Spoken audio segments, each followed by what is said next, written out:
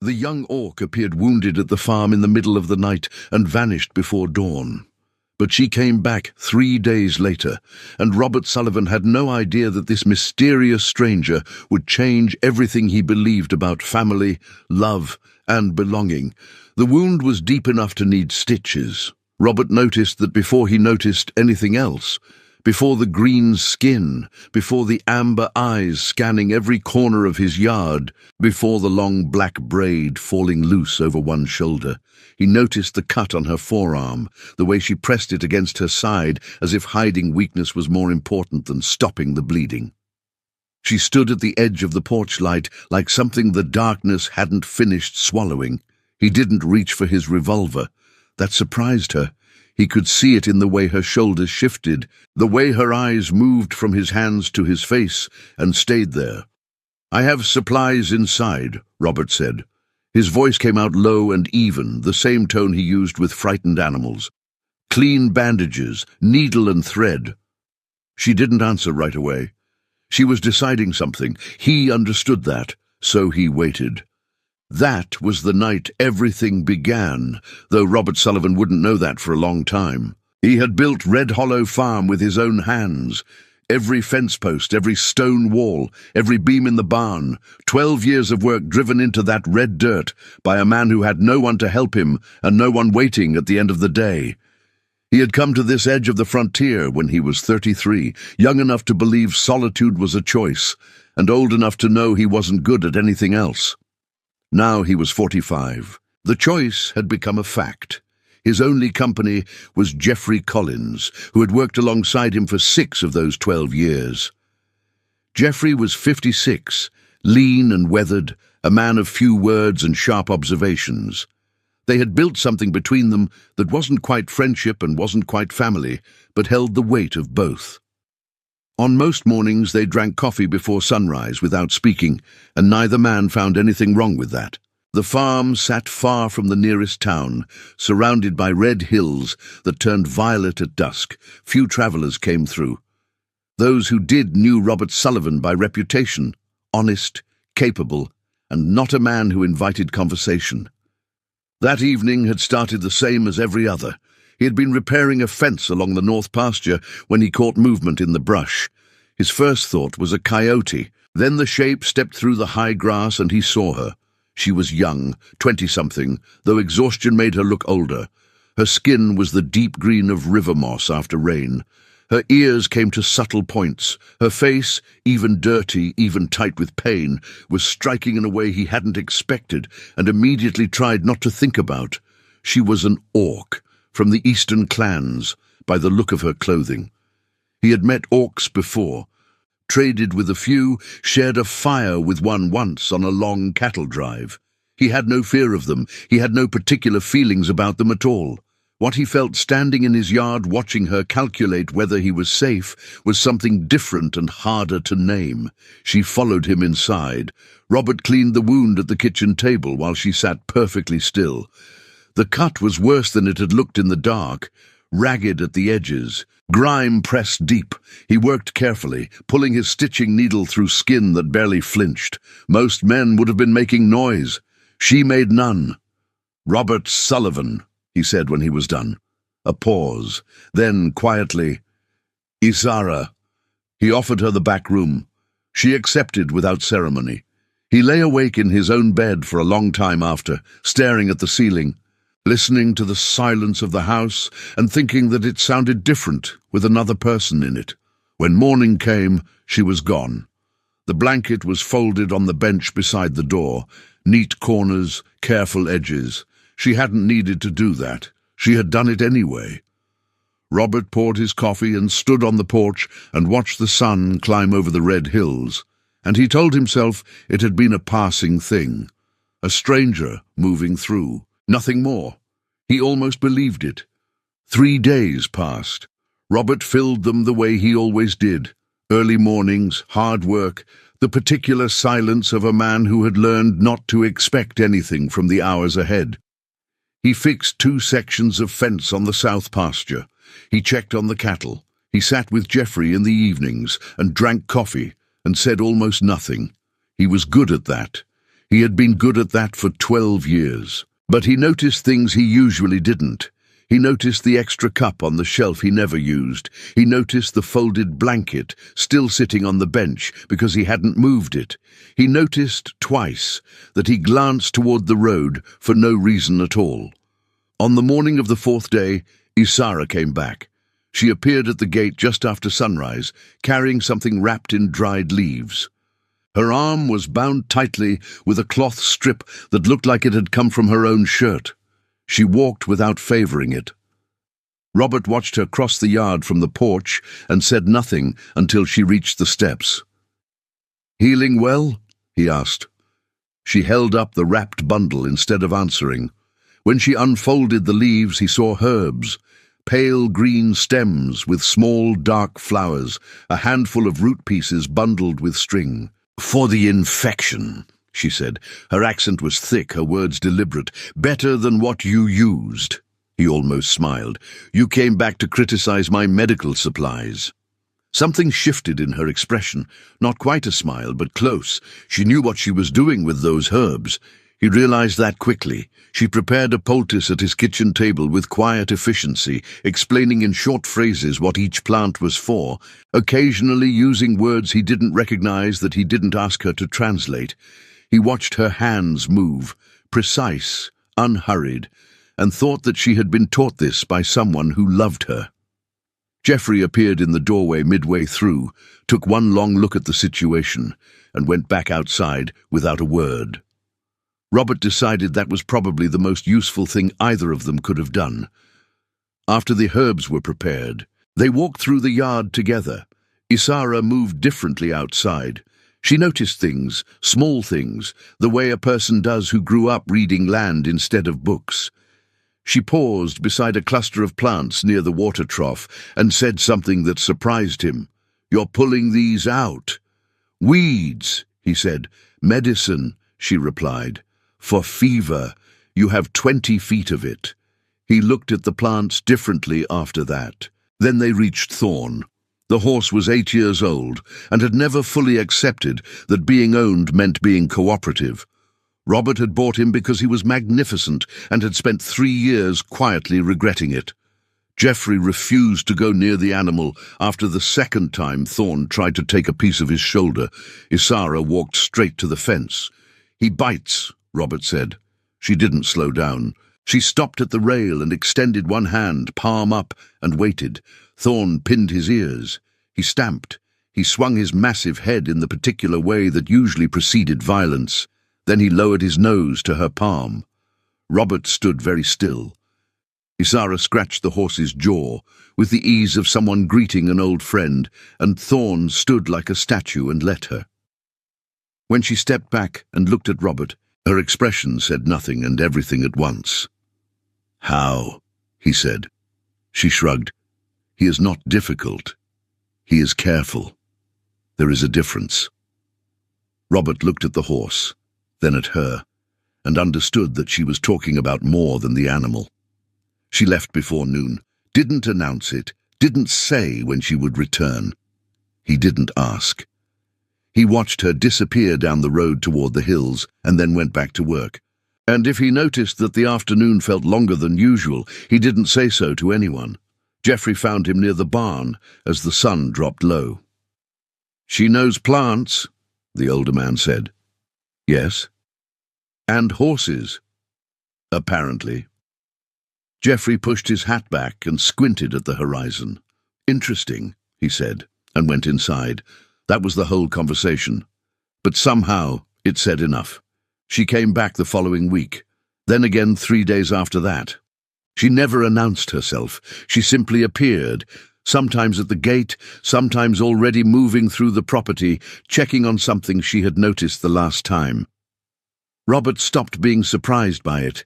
He wasn't sure when exactly that happened, but one morning he looked up from his work and saw her crossing the yard and felt nothing except something quiet and settled that he didn't have a name for. She was making herself useful. That was the obvious explanation, the one he offered Geoffrey when the older man raised an eyebrow one morning. She knew plants that grew wild across the property, dozens of species he had dismissed as irrelevant for years. She identified a patch of medicinal root growing along the eastern fence line and showed him how to dry and store it properly. She pointed out a problem with the barn's drainage system that he had been fighting for 2 years without understanding the cause, and described the fix in 3 sentences. "She's improving the property," Robert told Geoffrey. "She's improving you," Geoffrey replied and walked away.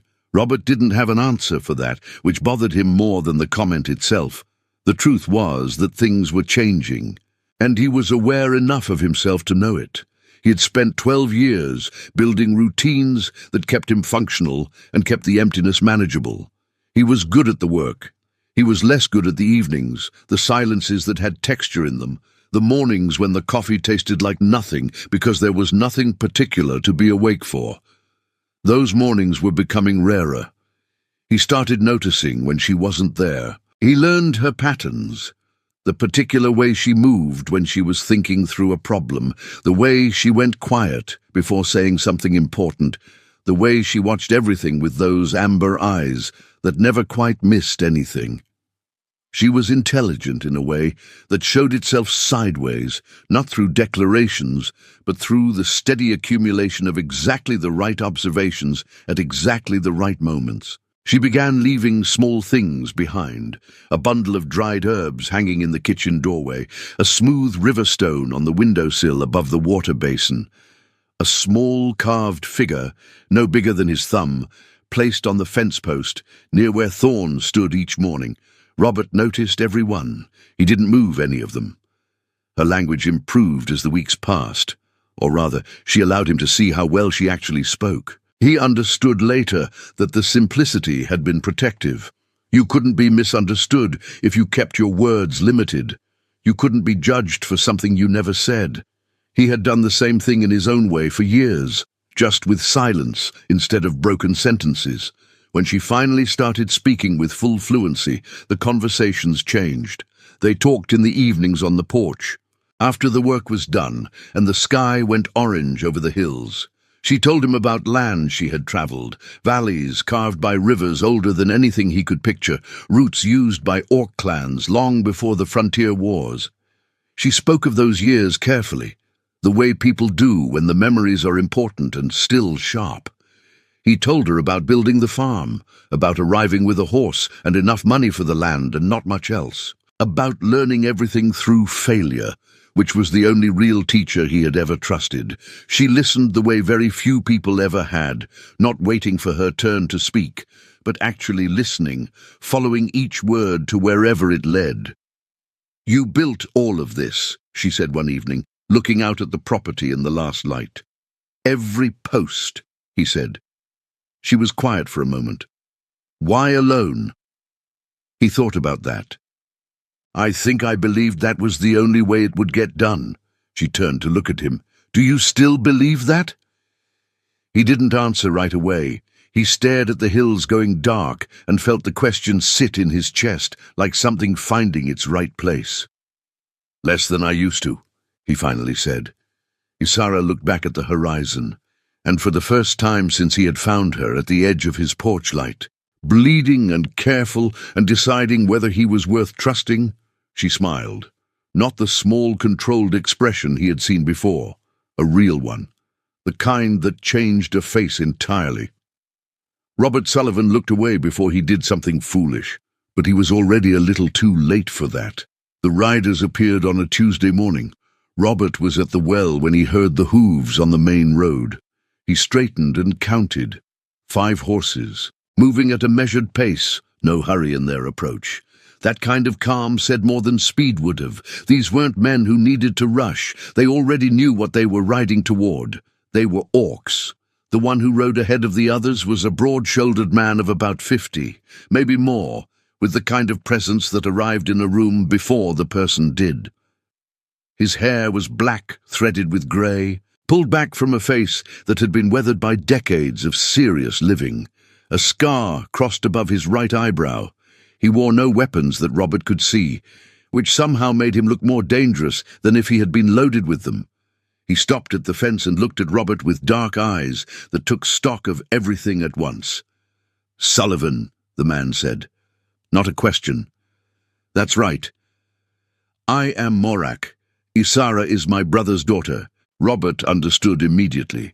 He kept his hands visible and his posture open and walked toward the fence at a pace that wasn't hurried and wasn't cautious. He offered his hand over the rail. After a moment, Morak took it. "What does a man want?" Morak said carefully, "with an orc woman who appears at his farm and does not leave?" It wasn't an accusation, but it was close to one. The 4 riders behind him were quiet, watching. "I don't want anything from her that she hasn't offered freely," Robert said. "She came here hurt. I helped her. She came back. I never asked her to stay and I never asked her to go. That's the truth of it." Morak held his gaze for a long moment. Robert didn't look away. "She has not spoken to you of her husband?" Morak said. It wasn't a question. "No," Robert said. "She hasn't." Morak nodded slowly. "He died. 2 years passed. She has not been herself since." Robert let that sit without speaking. He looked at the hills for a moment, then back at the older orc. Several things he had noticed about Isara: the way her eyes changed when she looked too long at the horizon, the careful distance she kept between herself and anything that felt permanent, quietly rearranged themselves into something he now understood. "I didn't know," he said quietly.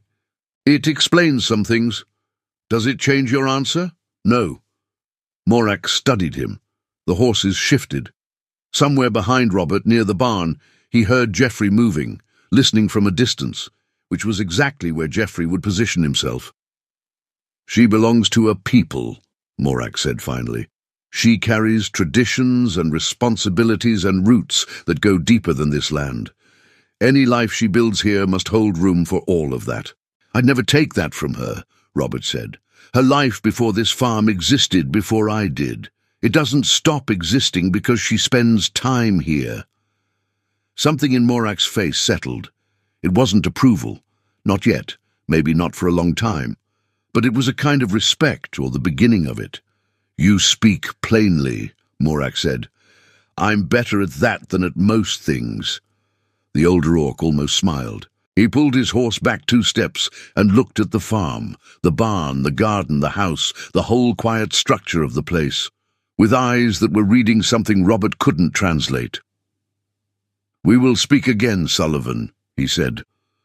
Then the 5 riders turned and were gone, moving back toward the eastern hills until the red dust settled over the road and the sound of hooves faded into the wind. Geoffrey appeared at Robert's shoulder almost immediately. "That went better than it could have," the older man said, "or worse than I know yet." Geoffrey tilted his head. "He shook your hand." "He did. Among orcs that means something specific." Robert looked at him. "How do you know that?" Geoffrey adjusted his hat and started toward the barn. "I read," he said simply. That evening, Isara arrived at the farm. She dismounted near the gate and walked across the yard and found Robert on the porch, and the first thing she did was look at his face with that careful, searching expression that meant she was reading things he hadn't said. "Morak came," she said. "He did." "What did he ask you?" Robert told her everything, every question, every answer, word for word. She listened without interrupting, standing at the foot of the porch steps, and when he finished, she was quiet for a moment that felt longer than it was.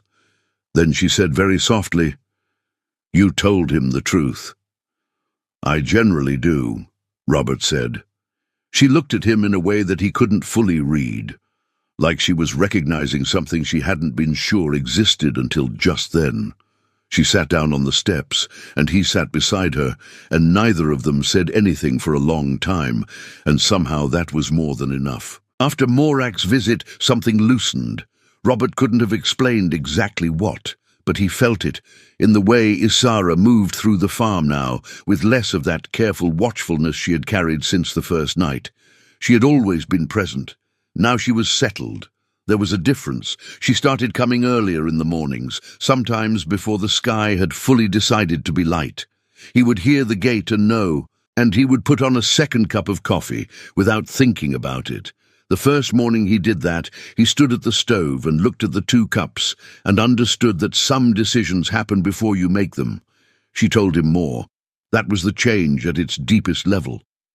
The careful economy of her words began to expand, cautiously, the way a river does in spring, staying within its banks but filling them more fully than before. She talked about Morak, how he had raised her alongside her father, how the 2 brothers had been inseparable until the frontier wars had split families across territory lines, how Morak had found her after her husband's death and brought her north, away from the place where the grief was heaviest, and how she had spent 2 years since then moving, not running, she said, but unable to stay still. "Until now," Robert said. She looked at her coffee. "Until now," she agreed. He learned her carefully, the way you learn difficult terrain, attentively, without assumptions, taking note of what mattered. She disliked being observed without warning. She needed to understand the reasons behind things before she could trust them. She had been trained from childhood to read people the way he had been trained to read weather, and she was rarely wrong. She had been wrong about very little in the time since she had appeared at his gate, and the things she had been right about were the ones that kept him awake at night. She learned him too. He knew this because she started adjusting. Small, barely visible adjustments that told him she was paying attention. She stopped pushing conversations that he wasn't ready for. She learned to wait out his silences instead of filling them. She started leaving tasks half done in ways that allowed him to finish them, which was not about needing help, but about knowing he felt better when he had contributed to something. "You understand people unusually well," he said one afternoon. "My people learn it early," she replied. "We live too long in places where misreading someone could end badly." "That's not true just for orcs." "No," she said. "But for us, it was a survival skill before it was anything else." Geoffrey had long since stopped pretending not to notice. He made small, quiet accommodations, finding reasons to be on the far side of the property during morning coffee, taking longer than necessary on jobs near the barn when the 2 of them were on the porch. He didn't comment on it. He didn't need to. Geoffrey's opinions arrived through action rather than words, and his actions were speaking very clearly. One evening, after Isara had left and the farm was quiet, he appeared in the kitchen doorway while Robert was washing up. "You look different," Geoffrey said. "Meaning what?" "Less like a man waiting for something to end." Robert dried his hands. "I'm not sure what I look like." "I am," Geoffrey said, and went to bed. That was the week the conversations shifted. Not in topic or tone, but in weight. They talked differently when the days were shorter, when the evenings came earlier, and the sky went from orange to purple before either of them had finished a sentence. They talked the way 2 people do when they have stopped performing indifference. One night she told him about her husband. His name had been Aaron. He had been a healer among their clan, patient and good, and he had died in a fever outbreak that had taken 3 others the same week. She spoke of him directly, without breaking, and Robert listened the same way, without flinching, without offering comfort she hadn't asked for, without looking away. When she finished, she looked at her hands for a moment. "He would have liked you," she said quietly. "He respected men who didn't need to be loud." Robert felt the weight of that, the compliment and the grief inside it. "He sounds like someone worth knowing," he said. She nodded slowly. Then she looked up at the stars and took a long breath, and something in her expression released, not disappeared, but released, like a door that had been held shut finally allowed to simply rest closed instead. They sat there until the night turned cold. He had stopped counting the weeks. That was how Robert Sullivan understood. Finally, what had happened.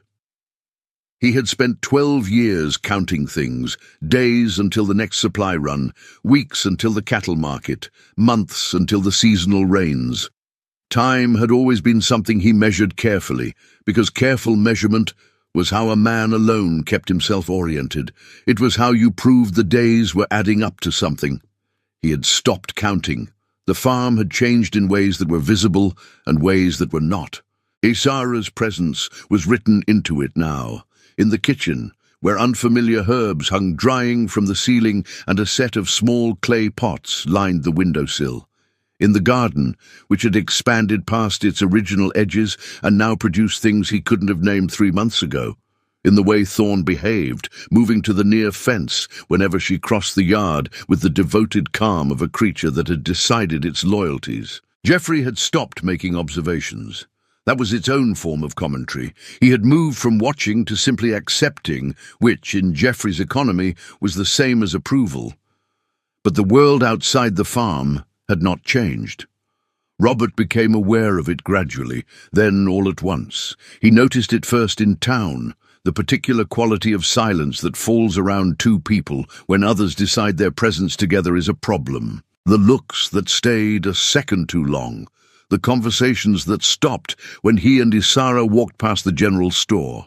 A comment from the dry goods merchant, half swallowed but not fully, that Robert chose not to hear because choosing not to hear it was the only way he could keep walking without turning around. He didn't tell Isara. She already knew. She knew before he did. "It doesn't bother me the way you think it does," she said one evening. He looked at her. "It bothered me more when I was young," she said. "I used to try to explain myself to people who had already decided what I was." I stopped. She paused. "It just means you learn quickly who is actually worth speaking to." "Some people in this town are worth speaking to," he said. "I know. I can tell them from the others." He believed her. He had seen her read people in 30 seconds, with the accuracy he could barely achieve in 3 hours. Still, there was something in the ease of her acceptance that sat uneasily in him. Not because it was wrong, but because he thought she deserved a world where it cost her nothing at all. He said so. She studied him for a long moment. "You are bothered by things that haven't happened to you," she said. "It's happened to you." "Yes." A pause. "But I am here, sitting on your porch, watching your unreasonable horse ignore everyone except me. I am not suffering, Robert." He almost smiled. The fact that she used his name, which she did rarely, and always with a kind of weight to it, meant she was being completely serious. They had been building towards something for weeks. He could feel it the way you feel a change in the weather before it arrives. Not in any single thing, but in the accumulation of small signs that, taken together, only pointed one direction. The night it changed was quiet and ordinary. The sky was clear, the stars visible all the way to the horizon. They were on the porch after supper, and the conversation had died down into one of those silences that was comfortable rather than empty. Isara was watching the hills. Robert was watching her watch the hills. Then she turned and looked at him directly. "What do you want?" she asked. Not an accusation. Something more open than that. An actual question, asked by a person who needed an actual answer. Robert was quiet for a moment. He had thought about this more than he would admit to anyone. "I want whatever you choose to offer," he said. "Nothing beyond that, nothing less." Isara held his gaze. Then she rose slowly from her chair, took one step, and placed her palm flat against his chest. He understood somewhere in the structure of what he knew about Orc custom that this gesture was not casual. It meant something specific in her culture, a declaration of trust that was also a question. He covered her hand with his. They stayed like that for a moment in the dark, on the porch of a farm built by a man who had spent 12 years not expecting this. Then she said quietly that she wanted to stay, not for the night, not for the season, for all of it. Robert Sullivan, who had not cried since the year his father died, felt something move behind his eyes that he refused to call what it was. "All right," he said. And then she kissed him, and he kissed her back. And the hills sat quiet in the dark, and the horse watched from the far fence, and Geoffrey, somewhere in the house, did not make a sound. She went to tell Morak herself. Robert offered to come. She thought about it. He could see her thinking, weighing it, and then shook her head. "Some conversations need to be between family first," she said. He understood. He stayed at the farm and worked and tried not to think about the fact that he was, in a real and concrete way, waiting. He had very little experience waiting for another person's decision about his life. It was uncomfortable in a way he hadn't anticipated. Geoffrey appeared at the fence while he was repairing a section of post. "She'll be back," the older man said. "I know. You're fixing that post wrong. You've redone that same section 4 times. Robert looked at his hands. "I know that too." Geoffrey took the post driver from him and did it correctly in 2 strikes. "Go do something that requires less thinking," he said. She was gone for 2 days. When she returned, she didn't say much about how the conversation with Morak had gone. She said he had listened. She said he had asked careful questions and received careful answers. She said he had not tried to stop her. "Did he approve?" Robert asked. "Morak doesn't approve or disapprove," Isara said. "He protects. When he understood that I was not in danger, he let go. That's different from blessing it." "Yes," she said, "but it's enough for now. It would have to be." Robert had lived long enough to understand that acceptance from people who mattered came in pieces, not all at once. You couldn't rush it, and you couldn't earn it through argument. You only earned it through time and through being, consistently, exactly who you said you were. Then she told him about the visit to the settlement. She wanted him to come. She said it clearly, without pressure, giving him genuine room to say no. This was important, she explained, not because she needed permission from anyone, but because her people were part of her life, and if Robert was part of her life, that meant something specific. "You would be meeting all of them," she said. "Morak, Imala. Who is Imala? The person you most need to not offend." He packed a bag that evening. The ride east took most of a morning. The landscape changed gradually. The red hills softening into wider valleys, the vegetation thickening along the creek beds, signs of settlement appearing in the landscape before the settlement itself became visible. Then they crested a long rise, and it was there below them, a cluster of structures built with materials he recognized, and some he didn't, organized around a central open space that had the feel of a place where important things happened. Dozens of people stopped what they were doing when they saw them arrive. Robert kept his posture easy. He didn't reach for anything. He kept his hands visible and his expression open, and didn't try to look like anything other than what he was. A human man on an orc woman's horse, arriving because she had brought him here. Morak met them at the edge of the settlement. He nodded at Robert with the particular acknowledgement of a man who has made his peace with something and is not going to make a ceremony of it. Then he brought Robert to Imala. She was seated outside a larger dwelling, in a chair that was clearly hers, in the way that certain objects belong to certain people so completely that you can see it from 20 feet away. She was 72 years old, and looked both older and stronger than that. Her white hair was braided down her back. Her dark green eyes moved over Robert with an attention that made him feel examined down to the bone.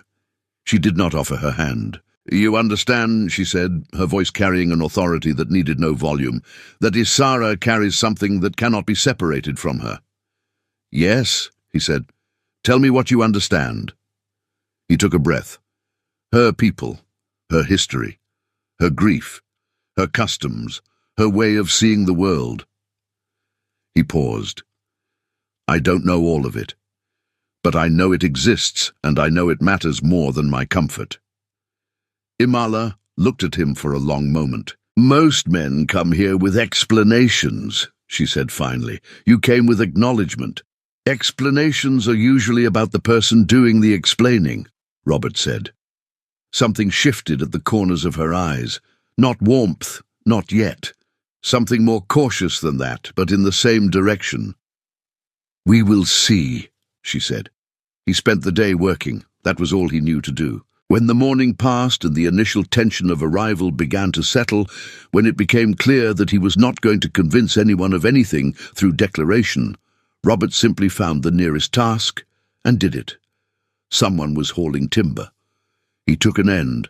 Someone was repairing a section of the water channel. He held the support while it was fixed.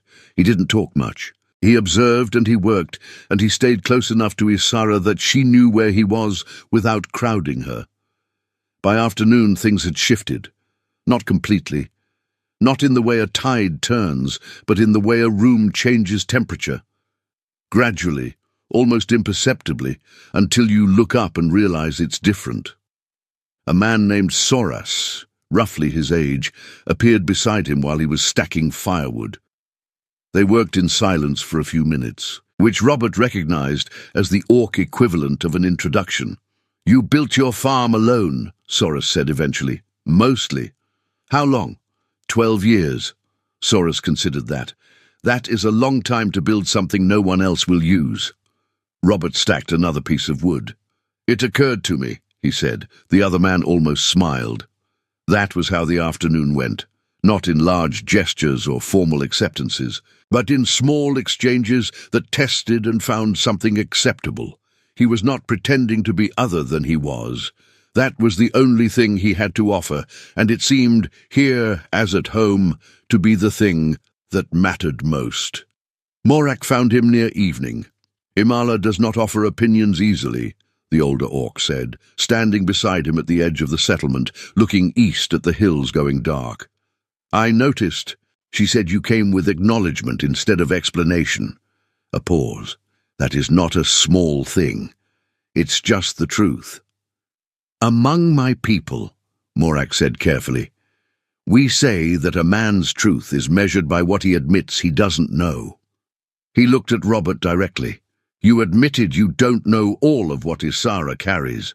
"I don't. But you said it would matter more than your comfort." "It will." Morak was quiet for a moment. The light was going deep red at the horizon, the way it did out here before it went purple. "My brother loved Isara's mother the way a man loves something he cannot explain," he said. "She was strong in ways that surprised him. He was patient in ways that surprised her. For a time, everyone around them was certain they would fail." He paused. "They did not fail." Robert listened. "I am not giving you my blessing," Morak said. "That is not mine to give. She is not mine to give." He turned to look at Robert.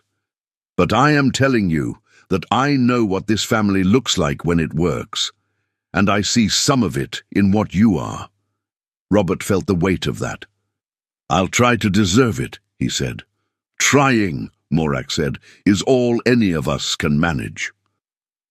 Before they left the settlement, Imala found Isara near the edge of the common ground. Robert was close enough to see, but not close enough to hear. The old woman spoke briefly, her white braid catching the last of the light.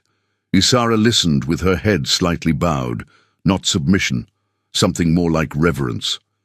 When Imala finished, she placed one hand on Isara's face and held it there for a moment.